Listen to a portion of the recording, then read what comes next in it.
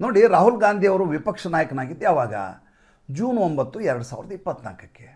ಅದಾದಮೇಲೆ ಇವರು ಆವಾಗ ಬಾಂಗ್ಲಾದೇಶದ ಪ್ರಧಾನಿಯಾಗಿದ್ದಂಥ ಶೇಖ್ ಹಸೀನಾ ಅವರು ಭೇಟಿಯಾದರು, ಮಲೇಷ್ಯಾದ ಸುಲ್ತಾನ ಅಲ್ಲಿಯ ರಾಷ್ಟ್ರಪತಿಯನ್ನು ಭೇಟಿಯಾದರು, ನ್ಯೂಜಿಲೆಂಡ್ನ ಪ್ರಧಾನಿಯನ್ನು ಭೇಟಿಯಾಗಿದ್ದಾರೆ. ಯಾರ್ಯಾರು ಇವರನ್ನು ಭೇಟಿಯಾಗಲಿಕ್ಕೆ ಬಯಸಿದಾರೋ ಎಲ್ಲರನ್ನೂ ಭೇಟಿಯಾಗಿದ್ದಾರೆ. ಅಷ್ಟೇ ಅಲ್ಲ, ಇವರು 2014ಕ್ಕೆ ಇದೇ ವ್ಲಾದಿಮಿರ್ ಪುಟಿನ್ ಭಾರತಕ್ಕೆ ಬಂದ ಸಂದರ್ಭದಲ್ಲಿ ರಾಹುಲ್ ಗಾಂಧಿ ಕೇವಲ ಸಂಸತ್ ಸದಸ್ಯರಾಗಿದ್ದರು. ಆವಾಗ ಅವ್ರನ್ನೂ ಕೂಡ ಇವರು ಭೇಟಿಯಾಗಿದ್ದರು. ಈ ಬಾರಿ ಭೇಟಿಗೆ ಸ್ವತಃ ವ್ಲಾದಿಮಿರ್ ಪುಟಿನ್ನೇ ಬಯಸದೇ ಇದ್ದ ಸಂದರ್ಭದಲ್ಲಿ ಸರ್ಕಾರ ಯಾಕೆ ಈತನನ್ನು ಭೇಟಿ ಮಾಡಿಸುತ್ತೆ ಅಂತ ನನಗೆ ಅರ್ಥ ಆಗಲ್ಲ. ಈತ ಯಾಕೆ ಆ ರೀತಿ ಬಯಸ್ತಾರೆ ಅಂತ. ಎರಡನೇದು, ಇವ್ರ ಸಮಸ್ಯೆ ಏನಂದರೆ ಇವ್ರ ಕುಟುಂಬದವ್ರಿಗೆ ಎಲ್ಲರಿಗೂ ಮುಂಚೆ ವಿದೇಶಿ ಅತಿಥಿಗಳನ್ನ ಭೇಟಿಯಾಗಿ ಅಭ್ಯಾಸ. ನರಸಿಂಹರಾವ್ ಇದ್ದಾಗ ಸೋನಿಯಾ ಗಾಂಧಿಗೆ ಯಾವುದೇ ರೀತಿಯ ಸಂವಿಧಾನಾತ್ಮಕವಾದಂಥ ಸ್ಥಾನಮಾನಗಳೇ ಇರಲಿಲ್ಲ.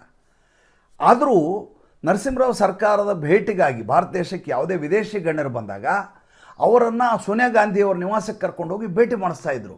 ಮಾಡಿಸಿ ಅದು ಪತ್ರಿಕೆಗಳಲ್ಲಿ ಫ್ಲ್ಯಾಶ್ ಆಗುವ ಹಾಗೆ ನೋಡ್ಕೋತಾ ಇದ್ರು. ಅದಾದಮೇಲೆ ಮನಮೋಹನ್ ಸಿಂಗ್ ಸರ್ಕಾರ ಬಂದಾಗ ಏನು ನಡೆದಿದೆ ನಿಮ್ಗೆ ತುಂಬ ಚೆನ್ನಾಗಿ ಗೊತ್ತಿದೆ. ಮನಮೋಹನ್ ಸಿಂಗ್ನನ್ನು ವಿದೇಶಿ ಅತಿಥಿಗಳು ಭೇಟಿ ಆಗದೆ ಹೋದರೂ ಸೋನಿಯಾ ಗಾಂಧಿಯವ್ರನ್ನ ಭೇಟಿ ಆಗೇ ಆಗ್ತಿದ್ರು. ನಾವು ಈ ರೀತಿ ನಮ್ಮ ವಿದೇಶಿ ಗಣ್ಯರನ್ನ ಭೇಟಿ ಆಗುವುದು ನಮ್ಮ ಹಕ್ಕು ಅಂತ ರಾಹುಲ್ ಗಾಂಧಿ ಭಾವಿಸೋದ್ರಿಂದ ಈಗ ಅಂಥ ಅವಕಾಶ ಇಲ್ಲಲ್ಲ. ಇದು ಸರ್ಕಾರ ಮಾಡ್ತಾ ಇರುವಂಥ ಭಾಳ ದೊಡ್ಡದಾದಂಥ ಪ್ರಮಾದ ಅಂತ ರಾಹುಲ್ ಗಾಂಧಿ ಭಾವಿಸ್ತಾರೋ ಏನೋ ಅಂತ ನನಗನ್ನಿಸ್ತಾ ಇದೆ.